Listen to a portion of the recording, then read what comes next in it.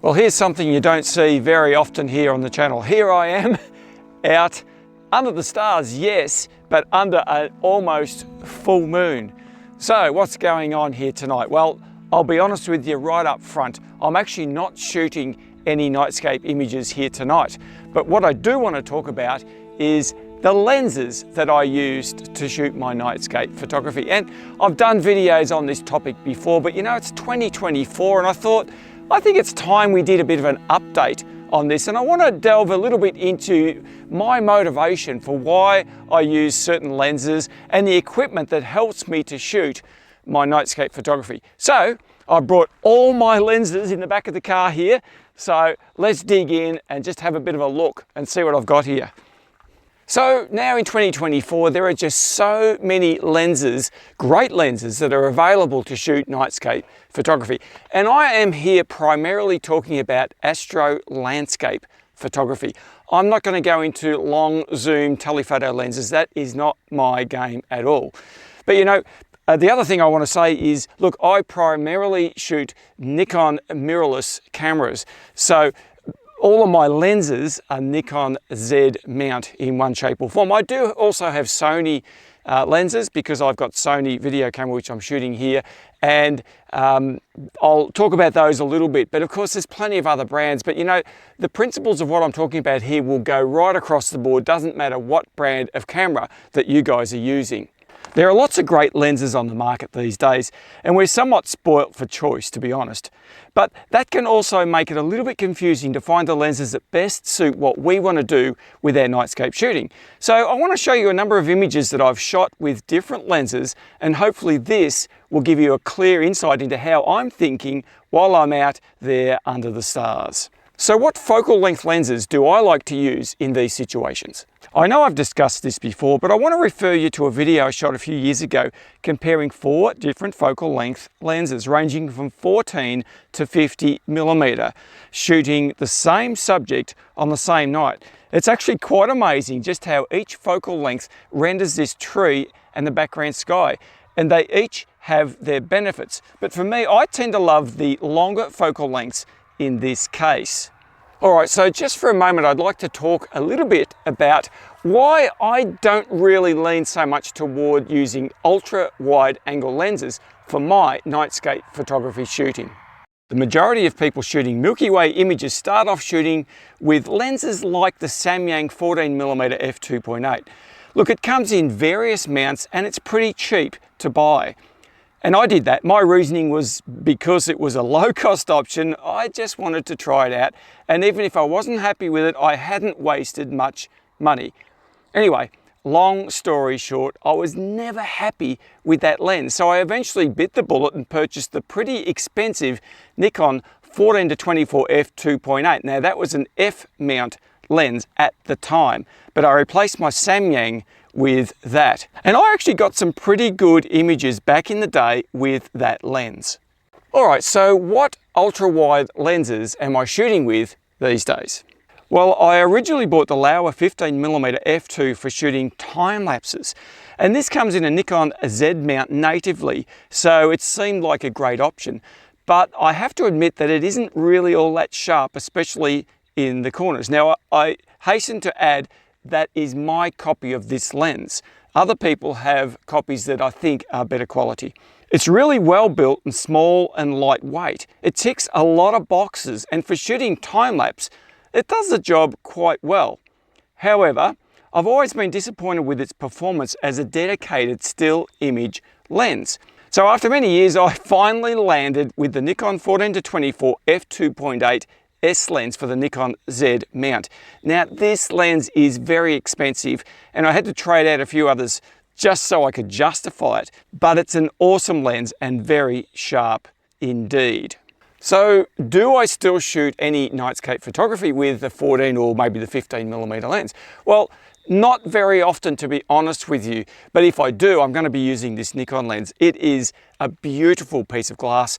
It's expensive, so you get what you pay for. Now the Laowa, look, it's solid. It's really well built, but it's just nowhere near as sharp as this one. And you know what? A common theme that's going to be running through this video is this, and that is you get what you pay for as a general rule with photography. And the other thing I want to say to you is that with Nightscape photography, we are pushing our gear to the absolute limit. So all of these cameras, all of these lenses, everything that we use has to be top-notch quality. Otherwise, we will be eventually disappointed with the results. Now, I'm sure you guys have probably heard the old saying that if you buy cheap, generally speaking, you'll be buying more than once. And so that's what I have found as well. You know, these lenses that I'm talking about, what happens is that when you're starting out, or if you're a beginner in the field, you tend to want to just go on a low budget. I get that, I totally do, because that's what most of us, we're just putting our feet in the water, so to speak. But as we progress along, we find that there are things that we just want to achieve, and our lenses, sometimes in our cameras themselves, are letting us down. And that is the moment when we realize we just need better gear. So I shoot almost all of my time lapses at 14 or 15 millimeters. And the reason is that I want to fit in as much of the sky as is possible. You see, most time lapses are cropped to a 16:9 aspect ratio. And what that means is that you lose a bit at the top or the bottom, or sometimes both, when you put that into your software. So I need all the view that I can get. Wow, there's mozzies everywhere out here. Typical Australian summer. Anyway, let's move on to my favorite focal length, and you know that already. If you follow my channel, you know it's a 20 millimeter. This is the original 20 millimeter lens. This is a Nikon F mount 20 millimeter f1.8, and I used this for quite a few years with various cameras. Even when I first got my mirrorless Nikon Z6, I was using this with an adapter. But after a while, I updated. In fact, when they brought out the Z mount, and here it is here, beautiful lens, it is fantastic. It's a 20 millimeter f1.8. Now, 1.8 aperture to me is fantastic. It's a good compromise, I think, between a standard lens at perhaps f2.8 and a high-end lens at f1.4, because there's less of the 1.4 lenses available. But the 20mm f1.8, which is made, I know, in this Sony E-mount as well, which I've also got, and that's a pretty good lens. But this Nikon 20mm 1.8, fantastic. It's sharp right across the frame. It's not too, it's bigger than the old F-mount version. It's bigger, but not all that much heavier, to be absolutely honest with you. And everything about this lens I absolutely love. Now, no lens is perfect, but it is sharp and clean across the frame. But more importantly, I just love the focal length. You see, at 20 millimeters, there's far less distortion than, say, 14 millimeters, and that's something that very few people actually mention when suggesting lenses for Nightscape use. Now, of course, if you want to shoot grand landscapes with the widest possible field of view, then by all means use an ultra-wide lens like the 14 or 15 mil. You'll get more in, and often the distortion isn't an issue in those scenarios. But when you want to shoot a scene featuring a closer foreground subject of interest, well, that's when you'll see what I'm talking about. Now, I don't particularly like oval-shaped wheels on cars, and worse still, buildings that have very sloping vertical walls. This is often hard to fix in post-production, and to be honest, most people just leave it as it is because of that. Now, I have to admit that this can be a problem even at 20 millimeter, but it is far less than at 14 millimeters. So for me, the decision to shoot at 20 millimeters with all the benefits, such as the fast f1.8 aperture and the less distortion and true shapes of objects, etc., far outweigh the convenience of shooting ultra wide, just so I can fit more into the frame. So what other lenses would I suggest using for astro landscape photography? Well, we've gone up to 20. Let's move a little bit further than that. How about 24 millimeter focal length? I'm sure a lot of people would suggest the 24 millimeter focal length, and to be honest, I think it's a great range. Once again, it's not too wide, but still considered a wide angle lens. And you'll also find lots of lenses that feature this focal length, and some of them even kit lenses that can be a really useful option. So I have tested a number of 24 millimeter lenses over the years, but the only one I actually have in my possession right now is this one. It is an absolute beauty. This is a Sony 24 millimeter f1.4 G Master. Now, I will be honest with you, I rarely use this to shoot still images. You're gonna laugh at me, I know. It's one of the best lenses on the market. I use it for my videos. Now tonight I'm not using it because there's a full moon, there's a fair bit of ambient light around. So I decided to use another lens, but it is an absolutely fantastic lens. Now this lens is sharp. It doesn't have aberrations or coma or any distortion and hardly any vignette. It is just a brilliant lens. Now it's not a cheap lens. Like I said before, you just have to pay for that quality. The other Sony lens I've got, while I'm talking about Sony lenses, I've got a 20mm Sony I mentioned before. Now this particular one has a Mega DAP adapter on it. Now what that does, it converts a Sony E mount to a Nikon Z mount. And I have used both of these lenses on occasions on my Z series cameras, and it works beautifully. I mean, the autofocus and everything. Now, for my Nightscapes, I don't have to use them very often, but when I do, I've got that option. It's a very thin adapter. I've done a video on that, and you can look that up here. But for those of you who perhaps have Sony lenses or Sony E-mount lenses, and you perhaps have a Nikon Z mount camera body, great option because Sony have so many lenses in their range. So as I said, I use this amazing Sony 24mm f1.4 lens to shoot all of my night video clips with the equally amazing Sony a7S III camera. And I have to say that this lens is pretty much as good as you'll get, bright and clear with no aberrations. It's fantastic as a video lens shooting in pitch darkness.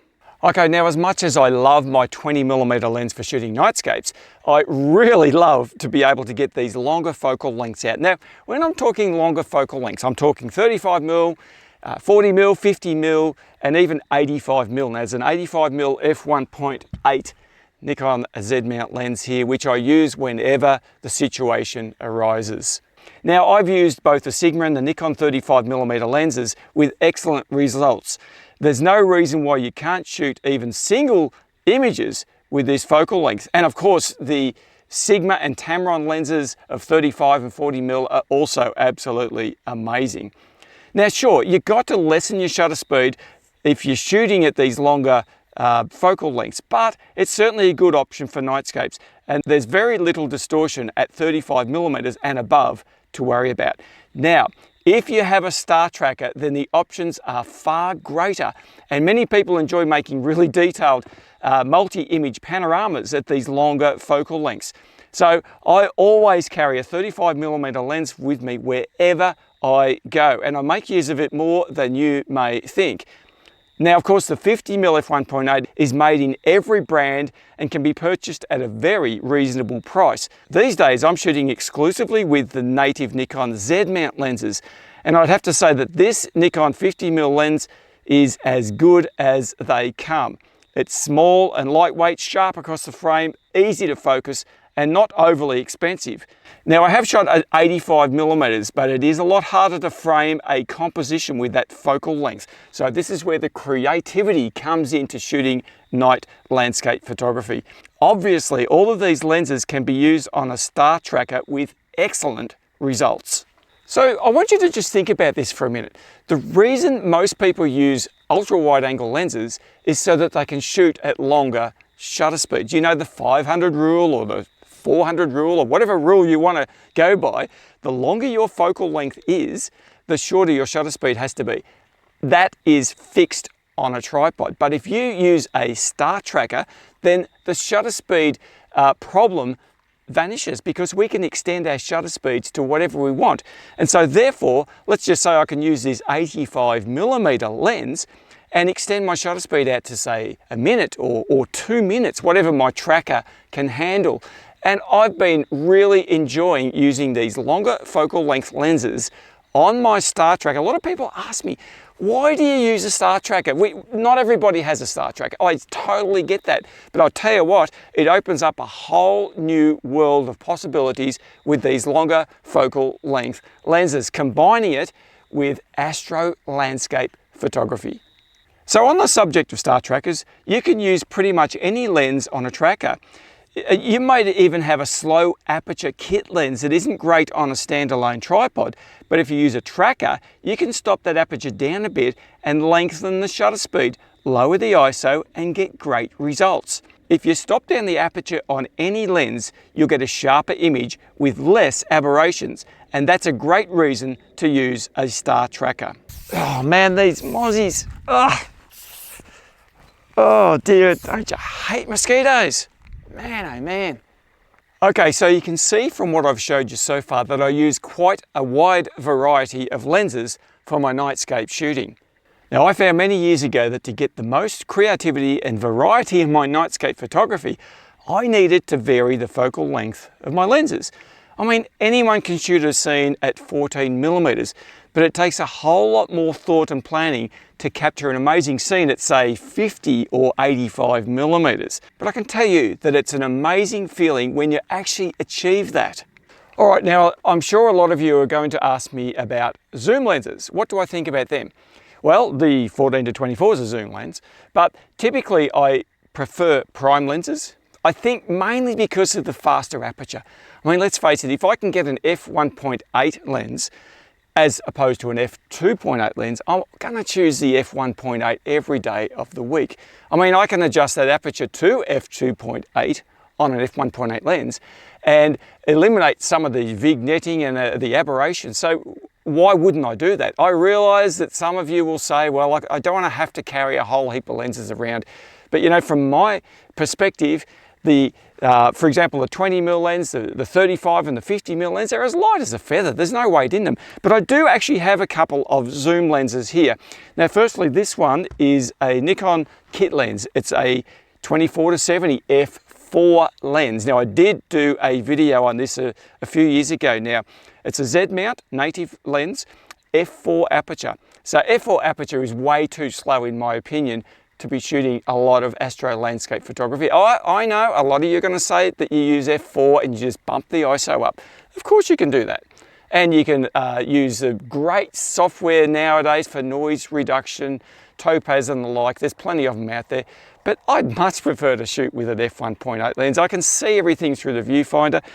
This is not a bad lens for a kit lens, and there's quite a few good kit lenses. Now, a lot of people will use lenses such as a 16 to 35 f2.8. Great lens. Pretty much every manufacturer has them.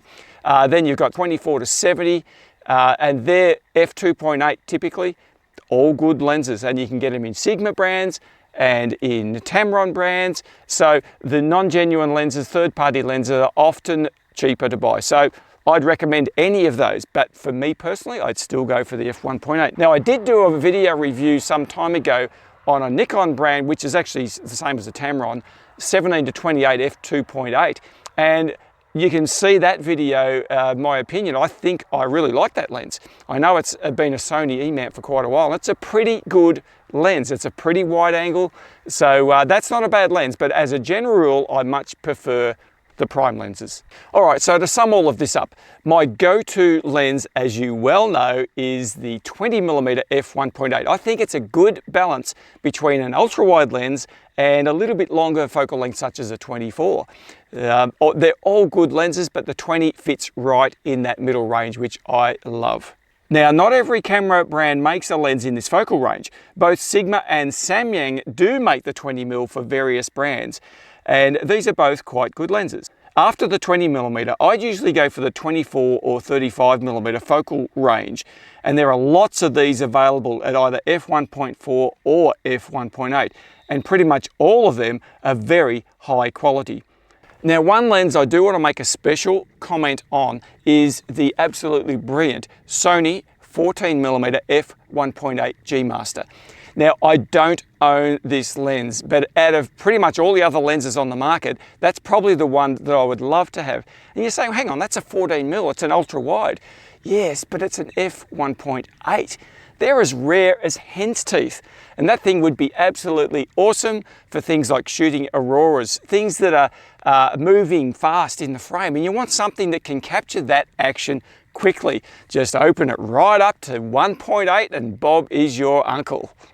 Okay, so there you go. These are all of the lenses I like to use for my Nightscape photography shooting. And I'm sure that you will have your own favorite lenses, and I'd love to hear about those. in the comments section below.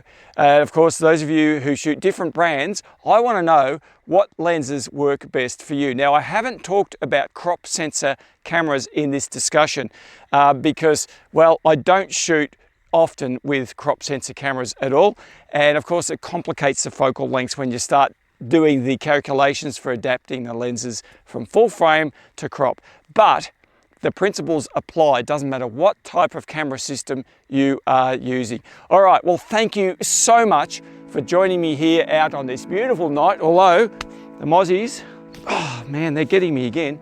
You can see it's just about a full moon. I'm just about to go home. I'm not shooting anything here tonight. Look forward to seeing you in the next video. In the meantime, have a fantastic week. I'll see you later.